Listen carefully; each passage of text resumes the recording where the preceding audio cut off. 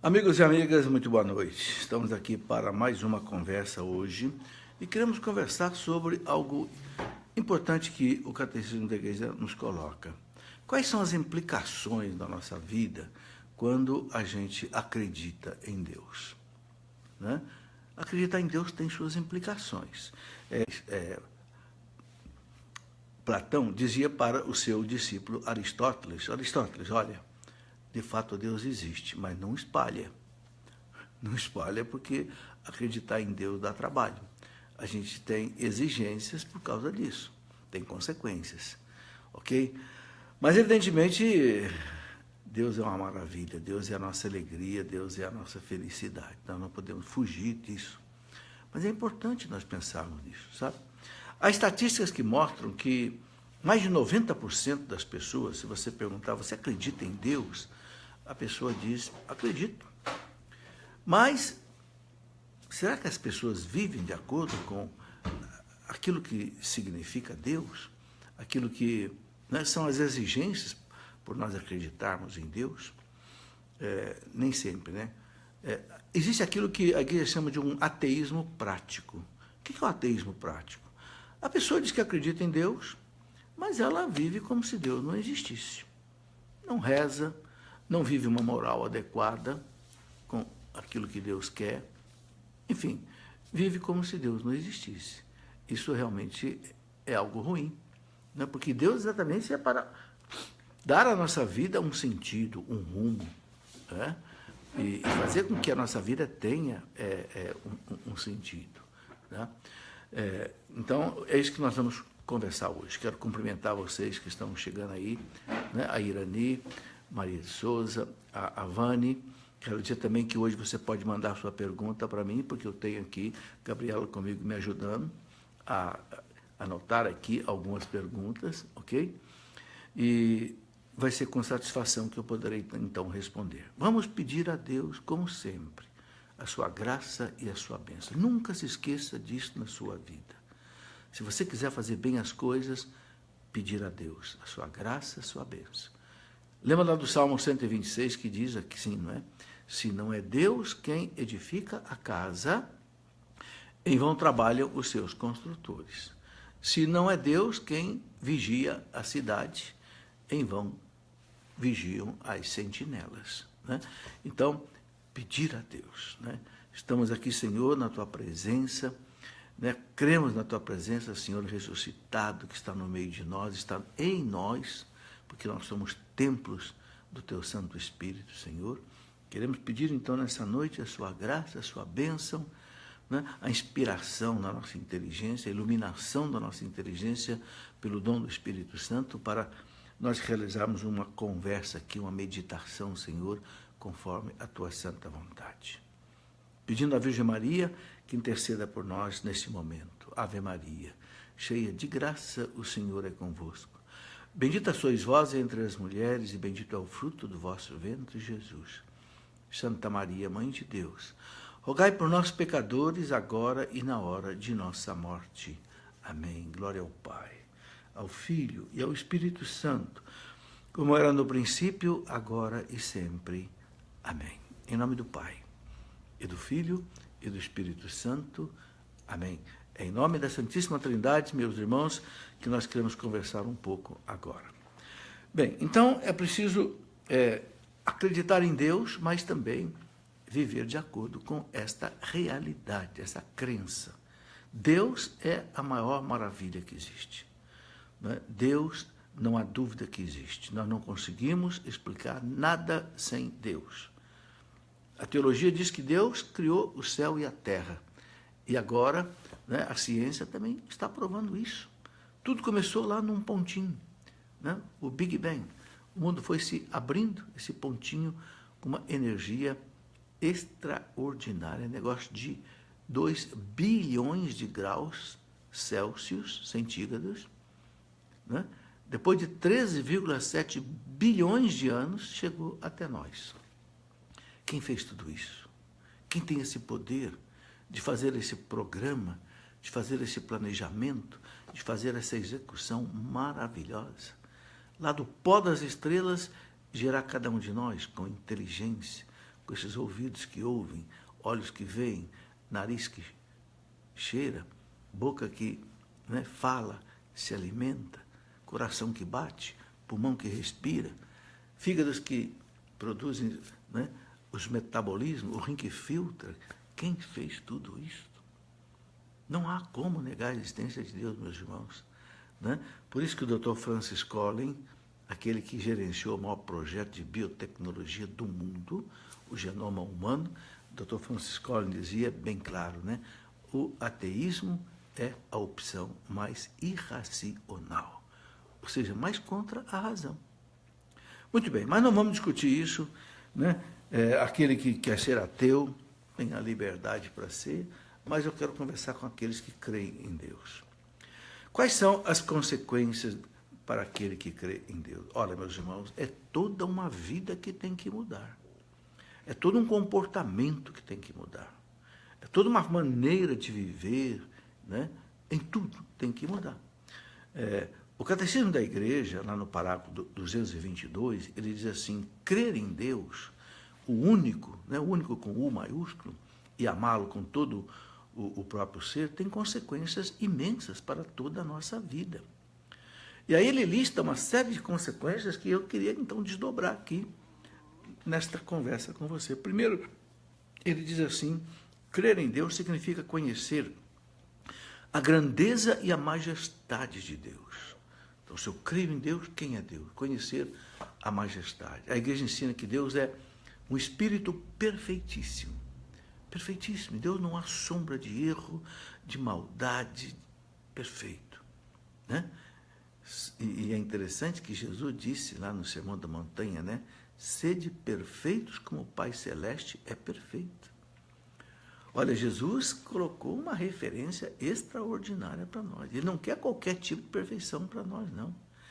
Ele quer a perfeição perfeita, vamos dizer assim. A perfeição do Pai, a perfeição. Sede perfeitos como o vosso Pai Celeste é perfeito. Ora, se Jesus colocou isso, meus irmãos, é porque é possível. Os santos chegaram a essa perfeição. Por isso que foram canonizados, santificados. Mas isso não é só para eles, não, é para todos nós. Né? Bom, então, o catecismo diz que significa conhecer a grandeza e a majestade de Deus. Santa Teresa d'Ávila se referia a Jesus na Eucaristia como a sua majestade. Né? Onde é que está essa majestade de Deus? A gente conhece alguns atributos de Deus. Ninguém consegue conhecer Deus plenamente, porque Deus é infinito. Mas alguns atributos de Deus que ele revelou, a gente conhece. Revelou pela Bíblia, revelou pela tradição da Igreja. Né? Deus é um Espírito perfeitíssimo, eterno. Eterno quer dizer o quê? Não teve princípio e não tem fim. Deus sempre existiu. Deus é incriado. Ou seja, Deus não foi criado por ninguém. É difícil isso para a nossa inteligência, né? Mas se a gente quiser pensar que Deus foi criado por um outro Deus, então esse outro Deus tem que ser criado por um outro Deus. E aí não tem fim. Não. Deus é incriado. Sempre existiu. Isso que quer dizer eterno. Nós não somos eternos. Nós, a partir da nossa criação, Deus nos fez imortais. Por quê? Porque nos deu uma alma imortal. Mas eterno é só Deus. Eterno quer dizer sempre existiu. Não tem princípio e não tem fim. Deus é onipotente, pode tudo. Né? O anjo disse a Maria: nada é impossível para Deus. É outra coisa que nós não conseguimos compreender. Né? Deus tira as coisas do nada. Quando Jesus quis mostrar sua divindade, Jesus fez a transformação da água em vinho. Agora, quem pode fazer isso? Mudar a substância, né, do ser? Só Deus. Fez a multiplicação dos pães, de 5 pãezinhos, 2 peixinhos, matou a fome de uma multidão. Ainda sobraram 12 cestos cheios. Ou seja, Deus é onipotente. Ele cria do nada. Ele não precisa de matéria-prima para fazer as coisas. Né? Ele é onipresente, está presente em toda parte. Né? O Salmo 138 é maravilhoso. Né? O Salmo 38 diz, né? Tu me conheces quando eu estou sentado, como eu levanto, quando eu estou de pé. Se eu descer ao fundo dos abismos, o Senhor já está lá. Se eu for ao fundo do mar, o Senhor já está lá. Se eu voar para os altos das montanhas, o Senhor já chegou na minha frente. A onisciência divina. Né? E também a onipresença. Então, onipotente, onisciente, onipresente.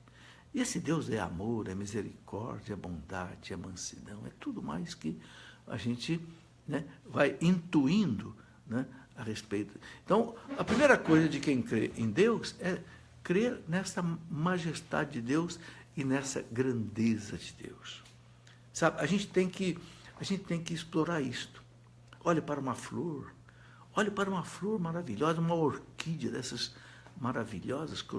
Pergunte quem é que fez isso, quem fez esse projeto, né?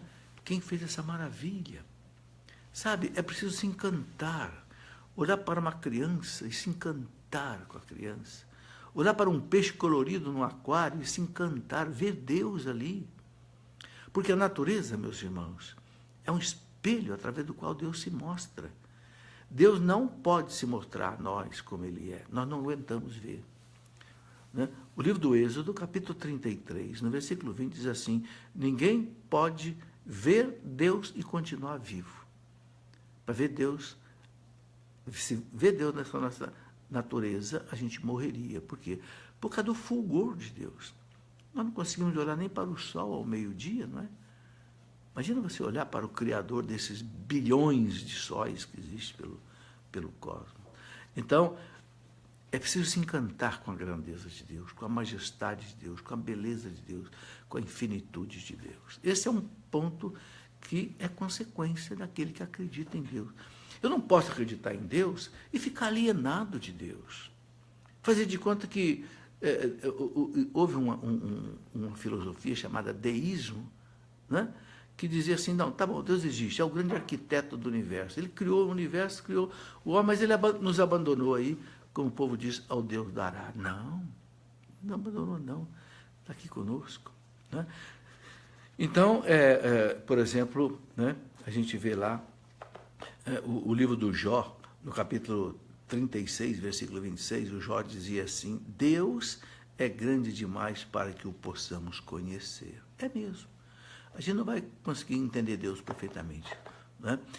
Santo Agostinho dizia: Deus não é para ser entendido, Deus é para ser adorado. Santo Agostinho dizia: se você disser que entendeu Deus 100%, esse Deus que você entendeu não é o Deus verdadeiro.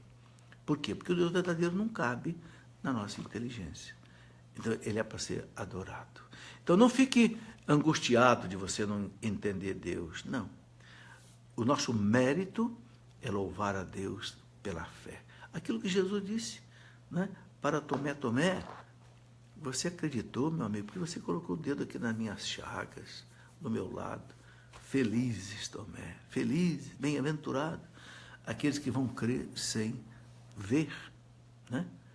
Então, isso é importante. Né?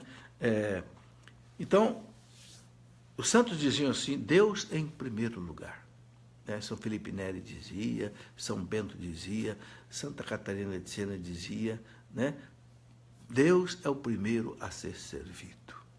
Então, essa é a consequência de acreditar em Deus. Acreditar em Deus, né? É isto. Quando você torce para um time de futebol, você vibra por causa daquele time, até briga por causa daquele time, né? Não é isso? E Deus? Será que posso acreditar em Deus e ficar assim numa vida inerte? Como se Ele não existisse, como não tivesse nada a ver com a minha vida? Não. O catecismo diz que significa crer em Deus, significa viver, né, de graças, característica, né, viver em ação de graça. Ou seja, viver em ação de graça quer dizer viver agradecendo a Deus. Por quê? Porque tudo que nós somos, temos, é por Deus. Sabe, o fato de eu estar vivo aqui agora, conversando com vocês, falando, é dom de Deus. Eu podia não estar aqui. Então, a vida que nós temos, o alimento que nós tomamos, o ar que nós respiramos, o sabonete que você lava a mão, o arroz e o feijão que você come, fruto da terra e do trabalho do homem, mas é da bondade de Deus, do milagre de Deus. Meus irmãos, tudo é dom de Deus. Então, crer em Deus é viver em ação de graças. Obrigado, Senhor. Os santos viviam agradecendo. A igreja ensina que na missa, por exemplo, a gente deve sempre colocar 4 intenções na missa. Primeiro, para a honra e glória da majestade infinita de Deus. Segundo, para agradecer todas as graças, dons e bênçãos que eu recebo todo dia, né? E todos os dias da minha vida.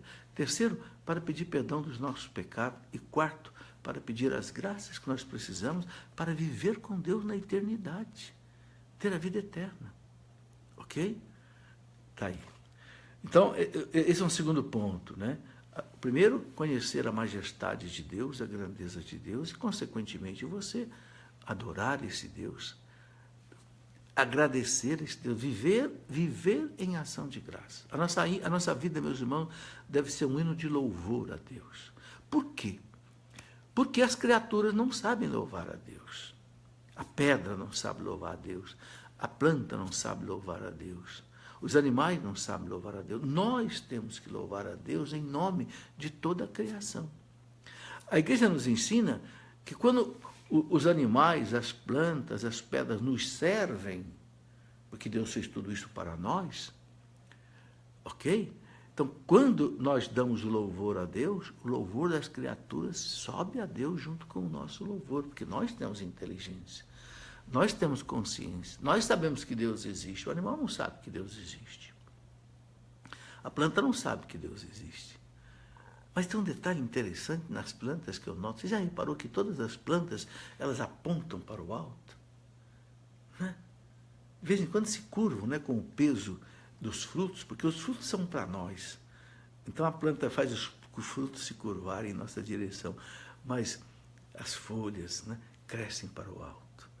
Né? As flores apontam para o alto. Parece assim um contínuo louvor ao Criador. Outro ponto que a igreja nos ensina é que conhecer a Deus significa conhecer também a unidade e a verdadeira dignidade de todos os homens. Por quê? Porque todos os homens são feitos à imagem e semelhança de Deus, como está lá no Gênesis 1:27. Meus irmãos, isso é uma coisa extraordinária. A gente entender que nós somos criados à imagem e semelhança de Deus. O Papa João Paulo II disse uma vez assim, Deus não podia ter nos feito melhor. O Papa diz, por quê? Ora, porque Ele nos fez à sua imagem. O Papa diz, Deus não olhou para a imagem de um ser fora dele. Você já viu quando um artista vai esculpir uma imagem ou vai pintar um quadro? O artista olha ou para uma paisagem e copia, ou olha para um modelo e copia. Né? Assim, o Leonardo da Vinci, por exemplo, quando ele foi pintar a famosa Santa Ceia, cada um daquelas pessoas da Santa Ceia, o Jesus, o Judas, o João, o Pedro, ele escolhia uma pessoa. Ele levou 5 anos para pintar a Santa Ceia, porque ele procurava a dedo quem é que vai representar Jesus. Aí ele copiava. Quem é que vai representar o Judas? Ele copiava. Né? Até tem uma história muito interessante, né? Vou fazer um parênteses aqui para contar isso, porque vale a pena. Né? Quando ele foi pintar Jesus, ele encontrou um moço muito bonito, essa história é verdadeira, chamado Pietro Bondanelli. E chamou o Pietro Bondanelli, era um moço que ele achou que espelhava Jesus. Só que ele demorou muito para pintar a Santa Ceia, levou 5 anos, e o último que ele deixou para pintar foi o Judas. Aí ele disse, bom, agora eu tenho que encontrar alguém que caracterize Judas. E ele encontrou um moço, um homem, judiado, revoltado. Né? Ele disse, esse é o Judas. E convidou o cara. Levou o cara para o ateliê dele e copiou o Judas. Quando ele acabou de copiar o Judas, o rapaz falou para ele, o senhor sabe meu nome? Ele disse, não, Pietro Bondanelli. Era o mesmo rapaz que ele usou para pintar Jesus. Só que depois de 5 anos, tinha arrebentado a sua vida, né? E não tinha mais nada de Jesus, era um Judas. Essa história é verídica, sabe? A gente tem que tomar cuidado. Dentro de nós existe um Jesus, mas de repente pode se transformar num Judas. Depende da gente. Bom, fecha o parênteses. Isso aí só para mostrar que o que o Papa João Paulo II disse é o seguinte, quando Deus quis nos fazer, nos criar, o Papa disse, ele entrou dentro dele. Ele olhou para ele para nos fazer. Olha que coisa maravilhosa.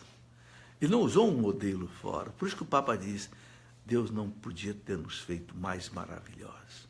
Então, meus irmãos, acreditar em Deus é acreditar que você também é maravilhoso. Você é imagem e semelhança de Deus. Por isso que nós temos que cuidar da nossa vida muito bem. Porque nós somos imagens da Trindade Santa. Não é? Também a família. O Catecismo da Igreja diz que a família é um espelho da Santíssima Trindade. Porque a família não é uma comunidade, Deus não é uma comunidade, Pai, Filho e Espírito Santo. A família é uma comunidade. Deus é uma comunidade de amor, a família é uma comunidade de amor. Então, quem crê em Deus tem que ter, né, na família essa comunidade de amor. Então, veja, por isso que né, Deus nos ama tanto, meus irmãos. Porque nós somos a sua imagem. Nós não somos uma pedra. Nós não somos uma árvore. Nós não somos um animal. Nós somos imagem e semelhança. Deus nos deu assim, qualidades, né, que só Ele tem. Por que nós temos inteligência? Porque Deus é inteligente. E nos deu participar dessa inteligência. Um pouquinho, mas nos deu. Liberdade, vontade, memória. Memória. O animal não tem memória. O animal não consegue decorar uma poesia. Não consegue guardar uma tabuada dos 5, dos 6, dos 7. Não consegue guardar um nome. Né? Assim, por instinto, guarda alguma coisa muito precária. Nós não. Então, acreditar em Deus é acreditar também em nós. E cuidar de nós. Viver como diz São Paulo, viver uma vida de acordo com a vocação a qual nós somos chamados. Nós somos criados por Deus e para viver em Deus nessa vida e sempre. Então, eu tenho que cultivar isto. Né? Então, viver em ação de graças, né? Entender que todos nós somos irmãos, porque todos nós somos criados da imagem e semelhança de Deus, todos nós temos um Pai. É importante. A única oração que Jesus ensinou explicitamente fala do Pai Nosso. Repara, no plural, não sei se você já percebeu, todo o Pai Nosso é colocado no plural. Jesus não usa nenhuma vez a primeira pessoa do singular. Ele nunca fala Pai meu, que está no céu. Não, ele fala Pai Nosso, que está no céu. Né? Quando ele vai fazer os pedidos, né, ele vai dizer o pão nosso de cada dia nos dá hoje. Não é só para mim. Não, eu tenho que ter preocupação com meus irmãos. Que nós somos irmãos. Pai Nosso, o pão nosso. Então peça para você o pão de cada dia, o pão que não é só o pão material, o pão que também é o pão espiritual, o pão da Eucaristia, o pão do trabalho que você precisa, o pão da saúde que você precisa. O pão, ele é simbólico. O pão significa o quê? Todas as nossas necessidades. A paz, a comida, né? A cultura, o alimento. O pão nosso de cada dia nos dai hoje. Para mim, Senhor, para o meu vizinho, para o meu empregado, para o meu patrão, né? Para o meu inimigo, o pão nosso de cada dia. Perdoai as nossas ofensas. Não é só a minha ofensa. Nossas ofensas. Ok?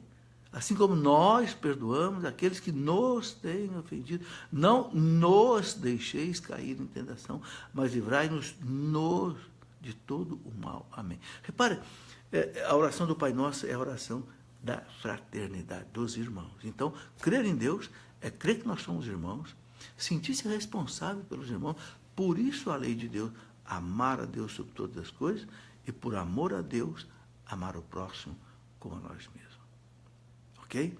Outra coisa que a igreja nos ensina, que conhecer a Deus, né, significa conhecer a unidade e a verdadeira, então, dignidade de todos os homens. Né? E diz assim o Catecismo, no número 356, de todas as criaturas visíveis, só o homem é capaz de conhecer e amar o seu Criador. Já falei disso. Né? Então, a dignidade da pessoa humana, de todos os homens, a igreja lembra isso, está na criação de cada pessoa, a imagem e semelhança de Deus. Dói, meus irmãos, dói muito ver irmãos passando fome, ver irmãos doentes sem poder se tratar.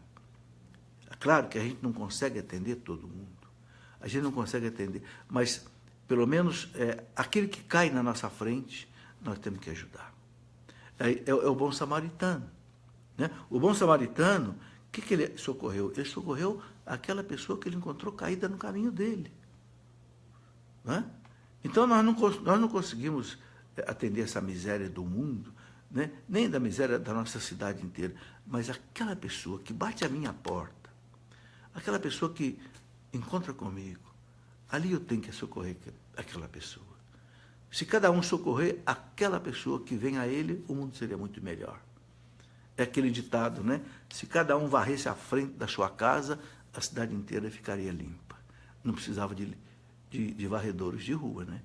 Se cada um varresse a frente da sua casa, bastava varrer a frente da sua casa, a cidade seria limpa. Se cada um de nós atender aquele que a minha mão alcança para fazer a caridade, em nome de Deus, né, o mundo vai ser melhor. Né? Outra coisa que a nossa igreja crer em Deus significa usar corretamente das coisas criadas. Está escrito no Catecismo, no parágrafo 226. Aí ele coloca assim: a fé no Deus único nos leva a usar de tudo o que não é Deus, na medida em que isso nos aproxima de Deus, e a desapegar-nos das coisas na medida em que nos afastam de Deus. Então, usar as coisas com critério. Eu vou usar as coisas na medida que as coisas me aproximam de Deus. Ok? Mas eu vou me desapegar das coisas que me afastam de Deus. Né? E aí o Catecismo coloca aqui até uma oração muito interessante de um grande santo da igreja, que diz assim: meu Senhor e meu Deus, tirai-me tudo o que me afasta de vós. Tirai-me tudo o que me afasta de vós. Meu Senhor e meu Deus, dai-me tudo o que me aproxima de vós. Senhor meu Deus e meu Senhor, desprendei-me de mim mesmo, né, para doar-me por inteiro a vós. Né? É uma oração de São Nicolau, muito bonita, São Nicolau de Flu. Né? Senhor, afasta de mim o que me afasta de vós. Aproxima de mim o que me aproxima de vós. Né? Muito interessante isso. Então, usar das coisas do mundo assim com critério. Né? E outra coisa que a igreja nos ensina é que crer em Deus significa também confiar em Deus em qualquer circunstância. Isso é difícil, né? Confiar em Deus em qualquer circunstância, mesmo na adversidade. Por quê? Porque Deus é Pai. Nossa, Jesus falou tanto disso no Sermão da Montanha, né? Jesus disse: o que adianta você se preocupar com as coisas? Preocupação não resolve nada. Preocupação só tira o sono, deixa a gente até doente, até mais velho, e não resolve nada.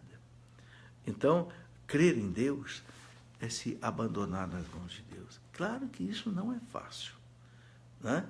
Mas é uma das exigências da gente ir treinando na medida que a gente crê em Deus. Né? Eu acho bonito aquela oração de Santa Teresa d'Ávila, né? Nada te perturbe, nada te assuste, tudo passa, Deus não muda, a paciência tudo alcança. Quem a Deus tem, nada lhe falta, só Deus basta. É a oração da fé. Fizeram até uma música bonita em cima disso, né? Nada te perturbe, quer dizer, não deixar a perturbação tomar conta da gente. Eu gosto muito de ir na missa, eu reparo na missa quantas vezes a gente pede para Deus a paz. Né? A gente reza lá o Cordeiro de Deus que tirar os pecados do mundo, no final, dai-nos a paz. Né? Daí, várias vezes a gente pede, Senhor, a paz. Né? Quando Jesus ressuscitou, encontrou com os discípulos, né, no cenáculo, a primeira coisa que Jesus disse para eles, 3 vezes: a paz esteja convosco. A paz esteja convosco. Nós temos que pedir muito a Deus a paz. Porque a falta de paz é exatamente ficar perturbado. Então, Santa Teresa coloca: nada te perturbe, nada te assuste. Por quê? Porque Não é que eu vou confiar em mim apenas, em Deus. Deus é Pai. O Pai cuida do Filho. O Pai está presente. Deus não tira de nós os seus olhos. A gente pode se esquecer de Deus, mas Deus não se esquece de nós. Ok? Então, este é um exercício, né, que a gente tem que fazer, confiar em Deus. Né? Depois, ela diz, né, tudo passa. E tudo passa mesmo. O povo até fez um provérbio, né, não é? Mais ou menos assim, não há mal que não se acabe, não há bem que dure para sempre. Né? Algo mais ou menos assim. Não há bem que dure para sempre, não há mal que não se acabe. É isso mesmo, tudo passa. Né? Às vezes, numa noite mal dormida, aquela tempestade na cabeça, clareou o dia, começa a trabalhar, a coisa passa. Né? A paciência tudo alcança. Aí vem uma coisa muito importante, a paciência. Né? Minha mãe dizia assim, meu filho, é a paciência que leva a gente para o céu. É verdade. Então, ter paciência. A fé está ligada com a paciência. Né? Espera passar. Sabe, Deus sabe quando Ele permite uma tribulação para a gente. São Paulo fala, Deus é fiel. Deus é fiel. Ele não permite que as nossas tribulações, aflições sejam maior do que as nossas forças. E junto com a tentação, né, ele diz, São Paulo diz, né, Deus nos dá a graça para enfrentar a tentação e sair dela. Está lá na primeira carta de São Paulo aos Coríntios, lá no capítulo 10, versículo 13, por ali. Né? Deus é fiel, Ele não deixa a gente ser provado além das nossas forças. E junto com a tentação, Ele dá a graça. Para a gente, Ele fala, suportar a tentação e sair da tentação. Agora, uma coisa importante, meus irmãos, é a gente rezar. Crer em Deus é você conversar com Deus. Né? Os santos diziam, a oração é a nossa força e é a fraqueza de Deus. Então, mergulhar em Deus na oração. Sabe, uma pessoa que não reza não tem força espiritual. Sabe, não tem força. Né? O povo diz uma frase bonita, por exemplo, né? Domingo sem missa, né, é semana sem graça. Né?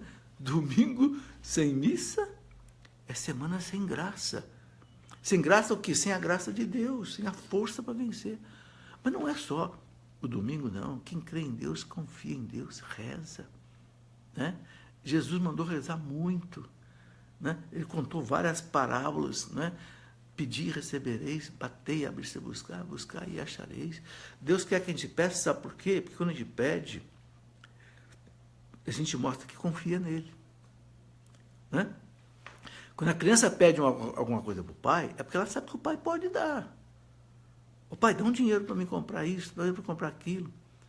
Eu me lembro quando eu era criança, quando eu tinha filhos criança, um deles, um dia eu estava saindo de casa para trabalhar, o malandro falou para mim assim, pai, obrigado do chocolate que o senhor vai trazer para mim quando o senhor voltar. Como é que eu não ia trazer esse chocolate, menino? Se ele te agradeceu antes de receber. Né? E sorrindo, né? Pai, obrigado do chocolate que o senhor vai trazer para mim quando o senhor voltar. Olha, eu estava trabalhando na faculdade, no intervalo, fui lá na cantina comprar um chocolate, botei no bolso para levar para casa. Então, também tem isso aqui. Né? Crer em Deus é, então, confiar em Deus. Não ficar aí arrancando os cabelos, não. Jesus disse, são os pagãos que vivem assim. É verdade que às vezes a gente vive assim, né? Não pense que eu sou um super-homem, não, porque eu estou falando isso aqui para você. Não pense que eu sou um super-homem, que eu não tenho as minhas insônias também. Tenho, igualzinho você. Mas nós temos que acreditar, temos que lutar. Aí qual é o remédio? Reze. Na hora da tentação, da tribulação, reze. Abra lá o Salmo 90, reza o Salmo 90, reza os outros Salmos, 22, repita isso. O Senhor é o meu pastor, nada me faltará. Né? Reza lá o Salmo 26, uma vez, 2 vezes, 3 vezes, 10 vezes. Né? O Senhor é a minha luz, a minha salvação, a quem temerei. Os Salmos, meus irmãos, são um remédio extraordinário contra a aflição, contra a tribulação. Isso é crer em Deus. Né?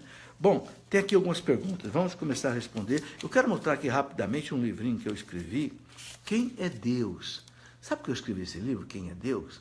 Porque eu vi na internet que foi feita uma pesquisa no mundo inteiro, em que a internet perguntou, no mundo inteiro, o seguinte: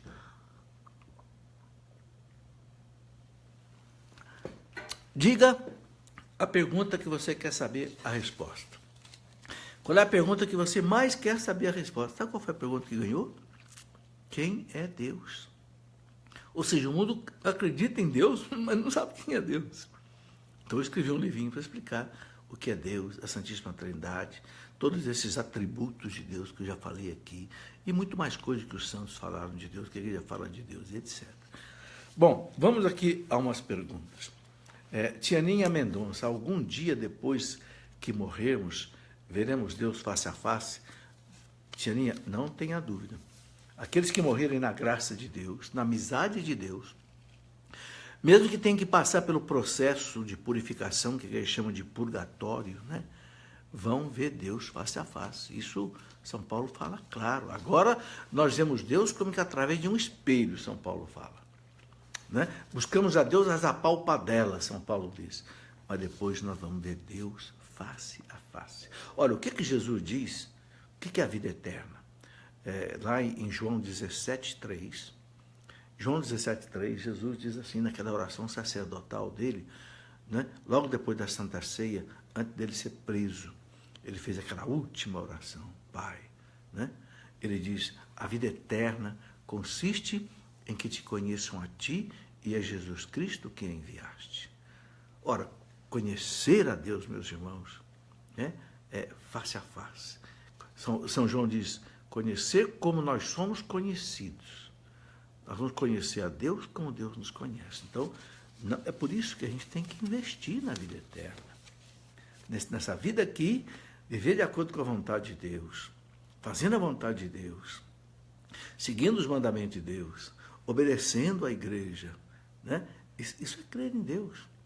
O ato de fé, existe o ato de fé, de esperança e de caridade. O ato de fé é aquele ato que diz assim: eu creio em Deus. Eu creio em Jesus Cristo, seu único Filho, nosso Salvador. E eu creio em tudo mais do que crê, ensina a Santa Mãe Igreja. E nesta crença eu quero viver e morrer. É o ato de fé. Desde criança eu aprendi a rezar esse ato de fé. Creio em um só Deus Todo-Poderoso, Criador de todas as coisas. Creio em Jesus Cristo, meu Salvador, santificado. Creio em tudo mais que crê, ensina a Santa Mãe Igreja, né? E nessa fé eu quero viver e morrer. Por quê? Porque a igreja foi fundada por Jesus Cristo, o próprio Deus. E ele deixou a igreja para ser a sua continuadora aqui na terra. Quando a igreja nos toca, é o Cristo que nos toca, pelos sacramentos. Quando a igreja te batiza, é o Cristo que batiza. É Deus que te batiza. Quando o padre consagra, é o Cristo que consagra. Quando o padre te perdoa na confissão, é o Cristo que te perdoa. O padre é apenas um instrumento. É o ministro da ação de Deus. Então, crê no Pai, crê no Filho, crê na Santíssima Trindade e crê em tudo que crê e ensina a Santa Mãe Igreja. Josima Medeiros: eu gostaria muito de entender por que sou assim. Fico toda hora perguntando quem é Deus. Ô Josi, queria fazer uma proposta para você. Leia esse livrinho, Quem é Deus. Sabe por quê? Eu escrevi esse livrinho. Sabe, senti um desejo em Deus de escrever esse livrinho para explicar exatamente às pessoas quem é Deus. Claro que nós não vamos entender Deus como ele é. Eu já falei aqui. Santo Agostinho. Há aquela história de Santo Agostinho, que a gente não sabe se é verdade ou se é uma parábola, mas que é muito significativa, que ele estava na praia tentando entender o mistério da Santíssima Trindade. E apareceu a ele uma criança, pegava água no mar, colocava num buraquinho e fazia isso sem parar. E Santo Agostinho perguntou: o que você está fazendo, menino? Ele disse: não está vendo? Eu vou colocar o mar nesse buraquinho. E a criança disse para Santo Agostinho: olha, é mais fácil eu colocar o mar nesse buraquinho do que você colocar Deus na sua cabeça. Não cabe na sua cabeça. Deus é infinito, mas a nossa compreensão é infinita. Deus é o Criador, nós somos criaturas. Ok? Então, Santo Agostinho diz: Deus não é para ser entendido, é para ser adorado. Aí nós temos mérito diante de Deus, adorar esse Deus. E adorar porque Deus se mostra. Já falei, Deus se mostra quando você olha para fora de você, você vê a beleza das coisas criadas, e quando você olha para dentro de você, e você vê a beleza que você é. Quem é que me deu a inteligência, liberdade, vontade, memória, consciência, capacidade de cantar, chorar, sorrir, induzir, deduzir, analisar? Quem me deu tudo isso? Ok? Então não se angustie, não. Procure Deus. Né? O profeta Isaías diz, procure Deus enquanto ele se deixa encontrar. Como é que a gente procura Deus?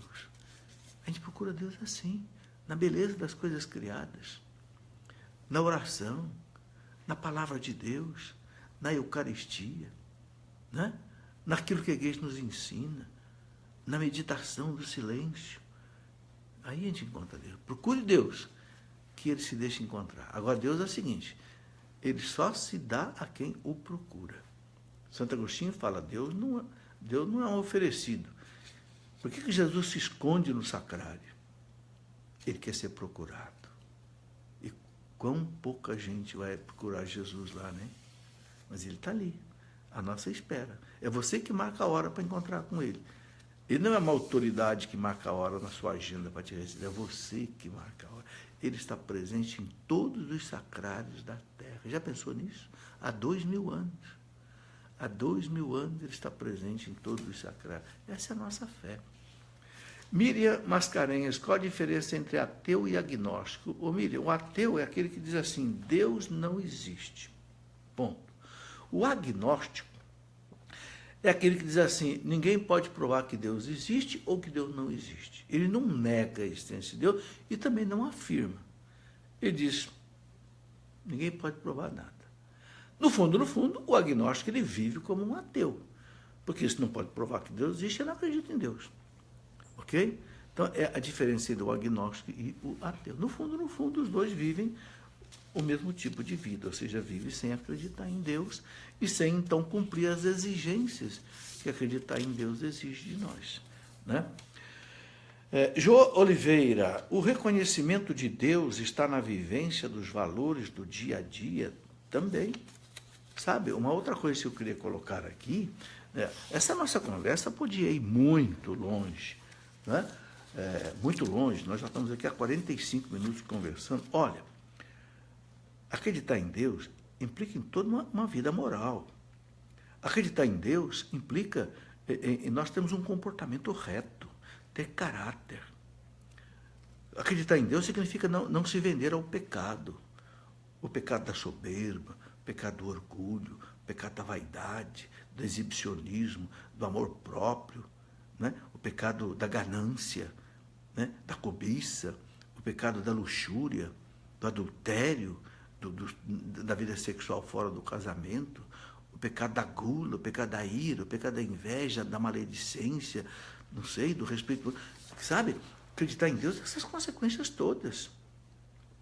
Entende? Então, isso que você está perguntando aqui, se tem a ver com as nossas atividades dia a dia, tem muito a ver. O meu trabalho, se eu acredito em Deus, eu trabalho honestamente, eu não engano o meu patrão, eu não roubo nada da empresa para levar para minha casa sem ordem do patrão, eu não tapeio ninguém nos meus negócios, eu vivo uma profissão, né, honesta, sem enganar ninguém, sem tapear ninguém. Se eu acredito em Deus, eu sou um professor que preparo bem a minha aula, dou bem a minha aula, trato bem os meus alunos. Ok? Se eu acredito em Deus, eu sou uma empregada doméstica, eu sou fiel à minha patroa que me paga o salário. E assim por diante. Se eu acredito em Deus, eu sou um sacerdote que eu entrego meu sangue, a minha vida por Deus. Sabe, crer em Deus, sim, é o dia a dia que a gente mostra isso. Se eu acredito em Deus, até no sofrimento, eu ofereço meu sofrimento, como diz São Paulo, eu completo na minha carne o que falta a paixão de Cristo no seu corpo, que é a igreja. Então, quem acredita em Deus sofre com galhardia, ou seja, sofre com fé, sofre sem desespero, sofre sabendo que o seu sofrimento, junto com o sofrimento do Cristo no cálice da Santa Missa, esse sofrimento salva o mundo, salva as pessoas. Então, olha quanto desdobramento, meus irmãos, significa crer em Deus. Né? A pessoa que é casada, se crê em Deus, é fiel à sua esposa, é fiel ao seu marido, é um bom pai, é um bom marido, é uma boa esposa, educa seus filhos na fé do Cristo e da igreja, né? Não dá mau exemplo para os seus filhos, vive para os filhos. Né? Tudo, sabe, crer em Deus é a mola propulsora de todo o nosso agir. Por isso a igreja fala, quando o catecismo é dividido em 4 partes, olha que coisa interessante. A primeira parte é aquilo que nós cremos, é o lex credente. A segunda parte é aquilo que nós celebramos, os sacramentos, o lex celebrandi. A terceira parte é aquilo como nós vivemos, é o lex vivendi, a moral. Ou seja, como você crê, como você celebra, você vive e depois você reza. A quarta parte é o lex orandi. Ok? Então está tudo ligado. Crer em Deus, meus irmãos, é a gente trabalhar com honestidade, é a gente buscar uma formação religiosa, buscar quem é Deus, conhecer quem é Deus, estudar um pouco de religião, de teologia, para mim e para eu explicar também para os outros. Crer em Deus é levar os outros para Deus. Evangelização, Jesus disse, vocês são o sal da terra, vocês são a luz do mundo. Tudo isso significa crer em Deus. Naquele documento lá do primeiro século da igreja, né, a carta a Diogneto, mais ou menos no primeiro ou segundo século, dizem que talvez tenha sido escrito por São Justino, a carta que alguém escreveu para um amigo chamado Diogneto, explicando como que os cristãos viviam. Né? Tem uma frase maravilhosa lá que diz assim, aquilo que os cristãos são para o mundo é aquilo que a alma é para o corpo. Pensa nisso comigo. Aquilo que a alma é para o corpo, os cristãos são para o mundo. Aqueles que acreditam em Deus, os crentes, né, são para o mundo. Ora, o que é a alma para o corpo, meus irmãos? É a vida. O que é a morte? A morte é quando a alma se separa do corpo. O corpo vira um cadáver, se decompõe, porque não tem mais alma ali. Então, a carta de Diogneto diz, aquilo que a alma é para o corpo, os cristãos são para o mundo. Ou seja, se você tirar os cristãos do mundo, se você tirar aqueles que creem em Deus no mundo, o mundo é como um corpo sem alma, ele vira um cadáver, ele apodrece. Aí você entende, meus irmãos, por que tem muita podridão no mundo. Falta atividade dos cristãos ali, porque os cristãos são o sal da terra e a luz do mundo. O que é o sal? O sal dá sabor e o sal conserva. Qualquer produto que você compra em supermercado, que vem fechado, ou numa garrafa, tem sal, NaCl, sódio. Por quê? Porque o sódio, o sal, é que conserva o produto para não estragar. E o sal dá sabor. Então, se você tirar o cristão do mundo, o mundo vira umas trevas, porque o cristão é a luz. E o mundo perde o sabor, a vida perde o sentido. Né? E perde também a consistência, a conservação. Tudo isso, meus irmãos, é consequência de crer em Deus. Eu tenho que ser sal da terra. Eu tenho que ser luz do mundo, porque eu creio em Deus. E a luz que eu levo para o mundo, o sal que eu levo, não é meu. É Deus que me dá. Olha para a lua. A lua não tem luz própria. Mas por que a lua brilha à noite? Parece uma lâmpada acesa, não parece? Por quê? Porque a luz do sol bate nessa pedra escura que é a lua e reflete para nós. A nossa luz também que vai para o mundo não é nossa. É a luz de Cristo que reflete em nós e que vai para o mundo. É a luz de Deus que bate em nós que vai para o mundo. Por isso que a gente tem que estar sintonizado em Deus. Se eu não estou sintonizado em Deus, eu não consigo levar para o mundo a luz de Deus. Ok? Bom, continuando aqui nas perguntas, Azenildo Eusébio. Venerar não é o mesmo que adorar? Azenildo, não é. Basta você ver a semântica. A semântica quer dizer a raiz da palavra. Venerar vem do grego, que quer dizer dulia. Adorar vem do grego, que quer dizer latria. Daí tem a expressão idolatria, você adorar um ídolo, né? Um Deus falso.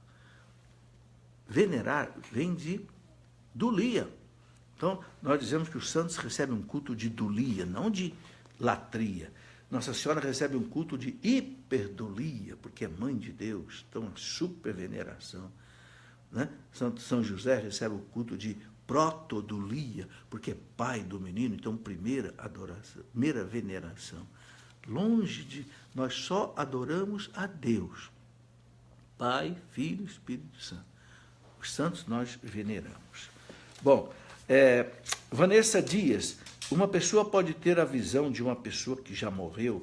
Vanessa, a igreja diz que às vezes pode. É muito raro, mas a igreja acredita que muitas vezes possa haver manifestação. Veja bem, isso não é evocação dos mortos. A igreja proíbe fazer evocação. Se você chamar o espírito de um morto aqui para aparecer e falar para a gente. Não. Agora, livremente, com permissão de Deus, uma alma que se apresente a alguém para pedir oração por ela no purgatório, isso a igreja não nega, isso que pode acontecer. É raro, mas pode acontecer. Ok? Jaqueline Almeida, a fé e, por conseguinte, a salvação pode ser infundida sobre uma pessoa que não mais a tem. Ô, Jaqueline, sempre é possível acender uma vela que se apagou, né? Como é que você acende uma vela que apagou? Você encosta outra vela acesa nela. Então, a gente pode, muitas vezes, reacender a fé de uma pessoa com a nossa fé. Encostar um pavio no outro, né? Levar a fé para a pessoa, conversar com a pessoa. É possível, né? Claro que tudo depende também da liberdade da pessoa, tudo depende da vontade da pessoa, né? Então, é rezar pela pessoa, para que Deus abra o coração da pessoa, para que a chama da fé, quem sabe ainda tem lá uma centelhazinha, né, se acenda. Para Deus tudo é possível. A gente nunca deve desanimar da salvação de ninguém, de jeito nenhum. Ok? Roberta III. E os que creem em Deus, mas não acreditam em Jesus? Bem, é falta de catequese, é falta de conhecer a doutrina. Né? Muitas pessoas não acreditam em Jesus porque, sabe, não tiveram uma formação. Ninguém explicou para eles direito quem é Jesus, né? Por que Jesus, o mistério da redenção, o mistério do pecado, o pecado original, sabe? Então, muitas vezes a pessoa também não conheceu a maravilha de Jesus, os milagres de Jesus, a autenticidade dos evangelhos, a autenticidade. Sabe, eu gostaria de propor um livro aqui, né? Jesus Cristo é Deus? Esse livro foi escrito por um padre espanhol, José Antônio de Labourou, né? Esse livro é fantástico. Em 5 conferências, esse padre José Antônio de Labourou, ele mostra que a divindade de Jesus pela história, a divindade de Jesus pela igreja, a divindade de Jesus por muitas outras coisas. Né? Um outro livro que ajuda, Por que sou católico? Por que sou católico? Aqui também eu coloco toda essa fundamentação sobre Jesus. Por que nós acreditamos que Jesus é Deus? Quais são as credenciais divinas de Jesus? Sabe, essas coisas precisa a gente estudar. Né? Um outro livro muito bonito, que foi escrito por um magistrado, né? O Dr. Lúcio Flávio Vasconcelos, Raízes Históricas e Filosóficas do Ateísmo Contemporâneo. Raízes históricas e filosóficas do ateísmo contemporâneo. Esse magistrado aqui, católico, que já faleceu, escreveu um livro muito bonito. De onde é que vem o ateísmo? As razões históricas, filosóficas do ateísmo. Sabe, quando a gente lê essas coisas todas, a gente vai entendendo, né, por que muita gente não acredita em Deus, não foi iniciado na fé e recebeu uma formação adversa. Hoje, por exemplo, infelizmente, meus irmãos, muitas universidades estão eivadas de ateísmo. Não é? Muitos universitários hoje só ouvem falar em Heidegger, em Nietzsche, Schopenhauer, Marcuse, filósofos ateus. Ele só escuta falar de ateísmo. Como é que ele vai acreditar em Deus? Como é que ele vai acreditar em Jesus? É complicado. É falta de catequese, é falta de orientação. Antônio Alves, será que Deus perdoa meus pecados? É claro, Antônio Alves. Quero ser de Deus. Que coisa bonita você querer ser de Deus. Você já é de Deus, pode ter certeza. Agora, Deus perdoa seus pecados. O Antônio Alves, tem um parágrafo no Catecismo da Igreja que diz assim: não há pecado que a Igreja não possa perdoar, se a pessoa estiver arrependida e quiser deixar o pecado. Né? Basta ir a um padre, fazer sua confissão. Não é o padre que vai te perdoar, é o Cristo que vai te perdoar, com o sangue que ele derramou. Será que o meu pecado pode ser mais forte que o sangue de Cristo? O sangue de Deus derramado por mim? De jeito nenhum. Creia. Né? Não tenha dúvida que o seu pecado pode ser, como diz lá o profeta Isaías, né? Vermelho como o escarlate. A misericórdia de Deus pode deixar ele mais branco do que a neve. Está na Bíblia. João Pedro Pisoli. Quando oramos, Deus sempre responde? Sempre, João. Sempre responde. Pode ser que a gente não entenda, porque Deus está ouvindo. Deus é onipresente. E se Deus não me dá o que eu peço, Deus vai me dar outra coisa. É o que a igreja nos ensina. Nunca a oração, meus irmãos, fica sem resposta. Nunca. Pode ter certeza. Ah, mas eu não sinto, eu não vejo. E daí? Porque você não sente, você não vê? Você acha que Deus não ouviu? Não respondeu? Não. Tem muita coisa, meus irmãos, que a gente não sente, que a gente não vê e que existe. Né? Você sente a onda eletromagnética? No entanto, ela entra na sua televisão e te dá uma imagem. Você ouve a onda eletromagnética? Não. E ela entra aí no seu celular e você conversa com outra pessoa. Né? Entendeu? A gente tem muitas coisas nessa vida que a gente não ouve, não vê, não sente. Bom, mais uma pergunta aqui do Anderson. Tenho uma dúvida enorme. Um dos meus catequizandos me perguntou por que Nossa Senhora Aparecida não está na lista de aparições reconhecidas pelo Vaticano. O que dizer? Olha, eu sinceramente, eu nunca vi essa lista do Vaticano que não fala da aparição de Nossa Senhora. Talvez a lista do Vaticano se refira às aparições em que Nossa Senhora apareceu viva, como uma pessoa. E aquilo apareceu como uma imagem. Então, talvez seja isso. Não é uma aparição dela viva em si. Aquilo apareceu através de um sinal. É isso que acontece. Então, essa relação do Vaticano deve ser simplesmente em relação às aparições vivas de nós. Porque ela só está viva, ela ressuscitou de corpo e de alma. Deus pode autorizar que ela apareça. Entende? Agora, aqui foi mediante um sinal. Mas um sinal que Deus percebeu que Deus quis mandar um sinal através da imagem de Nossa Senhora Aparecida. Nossa Senhora Aparecida, apareceu a imagem. Bom, temos mais perguntas? Mais uma ainda? Ok, estamos chegando já ao final da nossa conversa, mais duas perguntas aqui. A Regina Larza, o que fazer se não se consegue desvencilhar das tentações? Regina, rezar. Rezar e rezar. Sabe, às vezes é preciso também um pouco de jejum, um pouco de penitência. Né? A igreja diz que tem 3 remédios contra o pecado: jejum, esmola e oração. Uma boa esmola também ajuda, viu? Você ajudar uma pessoa que precisa. Deus vem em socorro da nossa miséria. O jejum. E o jejum, você pode dizer, mas jejum para mim não é difícil, eu como muito pouco, não sei. Mas tem jejum de outras coisas, né? Outras mortificações, outras coisas que você gostaria de fazer, corta. Ofereça a Deus.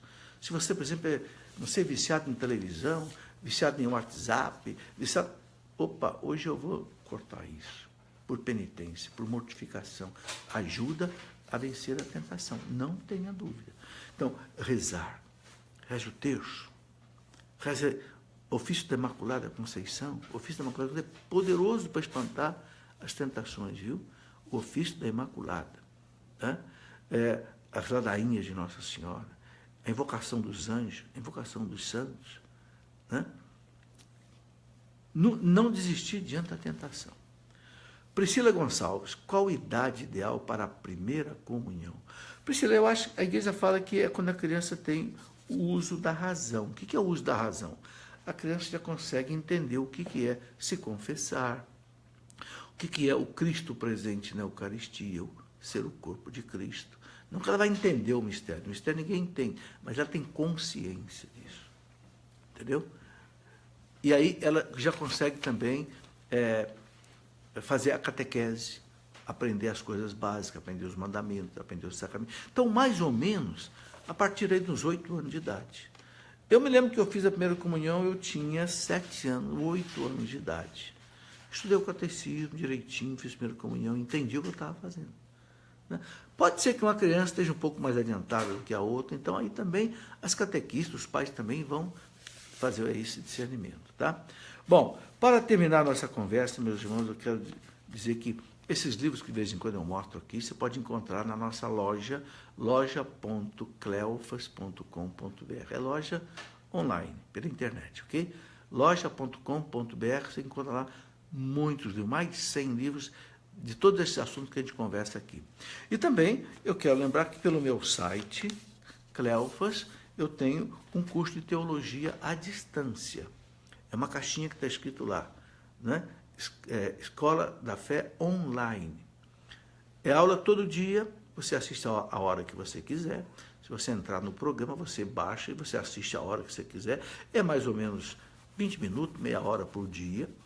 É teologia, ou seja, o estudo de toda a nossa fé católica. Começa lá quem é Deus, a criação do mundo, a criação do homem, a criação da mulher, o pecado, né? Aí tem toda a parte dos anjos, a parte dos sacramentos, a parte da moral católica, enfim, mariologia, cristologia, pneumatologia, enfim, é um curso que já tem 1 ano de duração. São aí 700 e tantos alunos que acompanham esse curso, né? Você tem que pagar uma taxinha de R$20 por mês. Por quê? Porque eu tenho uma equipe que trabalha nisso, 4, 5 pessoas, e essas pessoas são todas assalariadas, então é um curso que custa caro, ok? Então, é uma taxa de R$20. Toda sexta-feira eu respondo as perguntas que os alunos mandam durante a semana, ok? Para tirar as dúvidas. Agora, por exemplo, eu estou dando história da igreja antiga. Estou falando dos 5 primeiros séculos da vida da igreja, né, para as pessoas compreenderem tudo isso. Muito bem, meus irmãos e meus amigos, muito obrigado a vocês que me acompanharam até agora. Foi uma alegria. Um grande abraço a vocês todos. Que Deus os abençoe, que Nossa Senhora os proteja as suas famílias e dê a vocês todos uma boa e santa noite. Glória ao Pai, ao Filho e ao Espírito Santo, como era no princípio, agora e sempre. Amém. Salve Maria. Em nome do Pai, e do Filho, e do Espírito Santo. Amém.